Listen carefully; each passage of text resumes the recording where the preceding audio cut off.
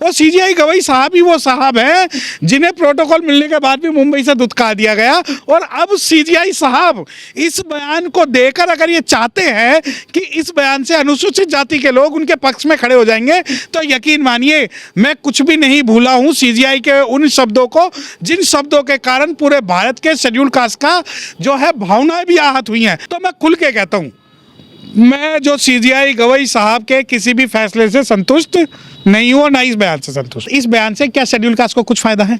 इस बयान से संवैधानिक रूप से कुछ फायदा है? इस बयान से कोई जुडिशियल कोई फायदा है? अगर इन दोनों का कोई भी फायदा है तो मैं सीजीआई साहब के पक्ष में खड़ा हूं।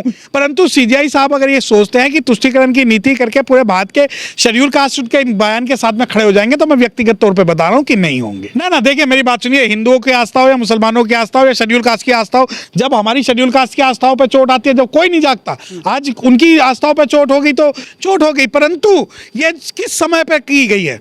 ये ये चोट है, क्या अपनी जजमेंट में कर देंगे?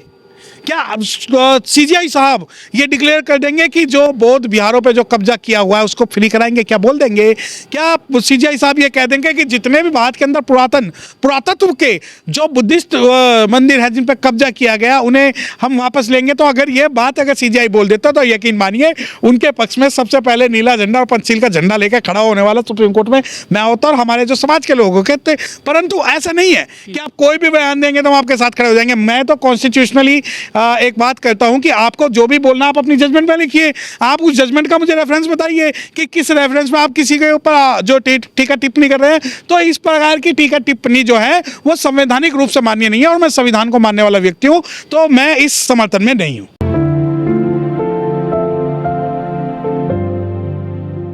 सर, जो सीजीआई हैं गवाई साहब, उनका बयान काफी वायरल हो रहा है। लोग कह रहे हैं कि ये आस्था पे चोट की है गवाई साहब ने। पूरे मामले को आप किस तरह देखते हैं? देखिए मैं इस मामले को उसी प्रकार देखता हूं, जब एक भारत का जज ये बोलता है कि कोई भी शेड्यूल कास्ट की लड़की का रेप नहीं कर सकता भवरी देवी केस में।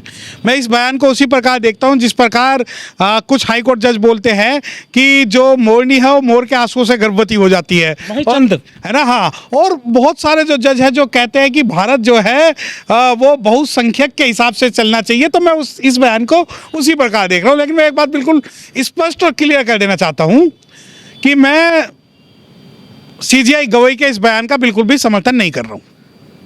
और वो इसलिए नहीं कर रहा हूं क्योंकि सीजीआई गवई ही वो साहब हैं जिन्हें लगता है कि भारत के अंदर जो शेड्यूल कास्ट है वो रिजर्वेशन का फायदा उठा रहे हैं।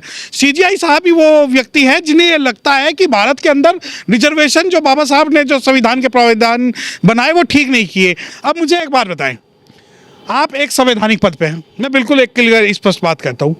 आप न केवल वहाँ पर schedule caste, schedule tribe, OBC, क्षत्रिय, वैश्य, शूद्र और ब्राह्मण उनके भी जजिस है। अगर आप आस्था का सवाल कर रहे हैं कि सीजीआई साहब का जो बयान है, मैं तो कहता हूं कि ये बयान सरकार ने लिख के दिया है नहीं, और ये स्क्रिप्टेड है। और स्क्रिप्टेड इसलिए है कि हो सकता है आज शाम तक या कल तक वो माफी भी मांग लेंगे, क्योंकि उनका जो काम है वो समाज में भेदभाव पैदा करना है। और मैं व्यक्तिगत तौर पे मानता हूं कि ब्राह्मणिज्म के अंदर या हिंदू धर्म के अंदर जो गलत चीजें हैं, आज तक सीजीआई साहब ने कभी ये तो नहीं कहा कि जो शेड्यूल कास्ट मंदिर में जा रहे हैं और उन्हें मारा जा रहा है उनकी भी प्रोटेक्शन की जाए, जो घोड़ी पर चढ़ रहे हैं उनकी भी प्रोटेक्शन की जाए, जो SC/ST एक्ट का इम्प्लीमेंटेशन नहीं हो रहा उसकी भी प्रोटेक्शन की जाए। तो आप ये कैसे मान सकते हैं कि एक भारत का चीफ जस्टिस जब इस प्रकार के बयान दे रहा है? देखिए मैं इस बयान के भी विरोध में हूं कि संविधान से ऊपर ना मैं गीता को रखता हूं ना कुरान पे रखता हूं, परंतु मैं इस प्रकार के बयान को भी नहीं रखता हूं क्योंकि मेरे लिए तो संविधान जो है सर्वोच्च है और सर्वश्रेष्ठ है। और अब आप कहें कि नहीं गवई साहब ने ये बात बोल दी, ना गवई साहब तो माफी मांग लेंगे, आज मांगेंगे, कल मांगेंगे, परसों मांगेंगे, क्योंकि उनका जो नेचर है वो सरकार का और उन लोगों का खिलाफत और मुखाफलत करना नहीं है जिन लोगों ने उन्हें वहां चुनकर भेजा हो। देखिए ये आपकी गलतफहमी है, आप एक वकील से बात कर रहे हैं, कोई उसमें कोई भी एक नया फैसला नहीं दिया। ये अरे नहीं, ऐसा नहीं है, ये तो 1989 के मूल एक्ट में भी था। 2016 का एक्ट है उसके अंदर सेक्शन 18 के अंदर एंटीसिपेटरी बेल बाल है, बेल जो है वो बिल्कुल बाहर है। परंतु उस मामले के भी मैं कहूँ कि इस मामले में कोई भी नया नहीं किया। सीजीआई साहब ने, अगर सीजीआई साहब ये कहते हैं कि सेक्शन 4 का मुकदमा दर्ज होगा, 166, 168, 173 का मुकदमा दर्ज होगा, तो मैं मानता कि हाँ कुछ किया है। परंतु क्या सीजीआई साहब उन लोगों के खिलाफ सेक्शन 4 का मुकदमा दर्ज कराएंगे, उन हाईकोर्ट जजेस के खिलाफ इंपीचमेंट लाएंगे, जिन हाईकोर्ट जजेस ने पूरे भारत के अंदर, मैं खुल के कहता हूं कि हाईकोर्ट और सुप्रीम कोर्ट ये वो संस्थाएं हैं जो भारत के लोगों के बीच में भ्रांति पैदा कर रही हैं कि शेड्यूल कास्ट जो है वो गलत मुकदमा दर्ज कराते हैं और SC/ST एक्ट का नाजायज फायदा उठाते हैं। ये जो जजमेंट है इसकी काशीनाथ महाजन की एक जजमेंट थी जिसके अंदर उन्होंने कहा कि शेड्यूल कास्ट जो है झूठा मुकदमा दर्ज कराते हैं, उस जजमेंट के खिलाफत जो लोगों का जो दिमाग है वो ऐसा हुआ कि हम लोग जो शेड्यूल कास्ट लोग हैं वो मिसयूज करते हैं। परंतु भारत के अंदर कोई एक ऐसा लॉ नहीं है जो ये कहता हो जिसका मिसयूज ना होता हो। और जो जहाँ तक बात है कि इनकी जजमेंट की, उस जजमेंट में मुझे नहीं लगता कि कोई भी क्रांतिकारी उन्होंने शब्द कहे हैं या बात कहे हैं। अगर वो क्रांतिकारी होता तो हम जरूर उन्हें अप्रिशिएट करते, परंतु उनका जब से वो आए हैं वो ना या तो हिंदू मुसलमान कर रहे हैं या अब SC वर्सेस गैर SC कर रहे हैं या रिजर्वेशन की बातें कर रहे हैं। तो मुझे ऐसा लगता है कि CGI गवई साहब को सिर्फ इसीलिए लाया गया है कि भारत के अंदर तुष्टीकरण करें, कभी हिंदू मुसलमान की वक्फ की लड़ाई लड़वाएं, कभी रिजर्वेशन की लड़ाई लड़वाएं, कि आपस में ही शेड्यूल कास्ट को और शेड्यूल कास्ट टाइप को लड़वाएं। और अब जो उनका बयान है वो भारत के अंदर मैं उसे व्यक्तिगत और संवैधानिक तौर पे मानता हूं कि वो उनका बयान सही नहीं है और मैं उनके बयान के साथ नहीं खड़ा हुआ।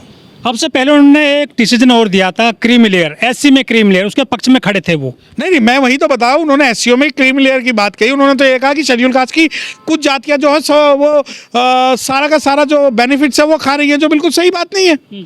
शेड्यूल कास्ट की अगर जातियां खा रही हैं तो आप किसी डाटा के आधार पर तो बात करेंगे ही। देखिए, जो ये क्रीमी लेयर की बात है, सुनिए, ये जो क्रीमी लेयर की बात है ये भी जो सरकार और सत्ता की जुबान है वो बोली गई है। ये जो वक्फ की जो अभी फैसला आया है ये भी जो सरकार और सत्ता का बयान है वो बोला गया है। और आज जो ये मंदिर के ऊपर और किसी भी देवी देवता के ऊपर जो इन्होंने आज जो बात कही है वो भी सरकार की तरफ से इसलिए आया है कि भारत के अंदर कहीं जो है इस बयान से जो दोनों बीचों के बीच में खाई ज़्यादा पैदा हो और लोग इनकी मुखाफलत करें और हम उनका विरोध करें। लेकिन अब से पहले जो जज हुए हैं राजस्थान में महेश चंद शर्मा जी, 2017 में उन्होंने कहा था कि मोर जो है ब्रह्मचारी होता है, वो जो है अपने आंसुओं से मोरनी को जो है करता है प्रेग्नेंट, तो उनसे तो अच्छा जजमेंट है सर। वो तो उलझुल बातें करते हैं वो तो सर। मैं देवेंद्र एक जजमेंट है जिसमें CGI साहब भी थे, जिसमें ये बताया गया कि जो शेड्यूल कास्ट के बीच में क्लासिफिकेशन होना चाहिए उसके अंदर गीता का जो है रेफरेंस दिया गया, जो मैं बिल्कुल, अगर कोई भी जज अगर आज सुप्रीम कोर्ट में बैठ के गीता का रेफरेंस देता है, मनुवाद का रेफरेंस देता है, मनु स्मृति का रेफरेंस देता है, कोई भी जज, मैंने बताया ना इनकी वही कैटेगरी है कि जो है मोरनी जो मोर के आंसुओं से गर्भवती होती है, तो मैं ये कह दूं कि आप अपने भगवान को बुला लो, जबकि भगवान का कोई जो है और इस जजमेंट में आप संवैधानिक बात ही तो करेंगे। देखिए, कोई भी जो भारत के अंदर सुप्रीम कोर्ट जज है, मैं खुल के इस बारे में कह रहा हूं, हम उसकी संवैधानिक सेटिस्फैक्शन के लिए है। उनके जो सवाल होने चाहिए वो कॉन्स्टिट्यूशनल डिजायर्स होनी चाहिए, ना कि व्यक्तिगत। तो उनका जो व्यक्तिगत जो बयान है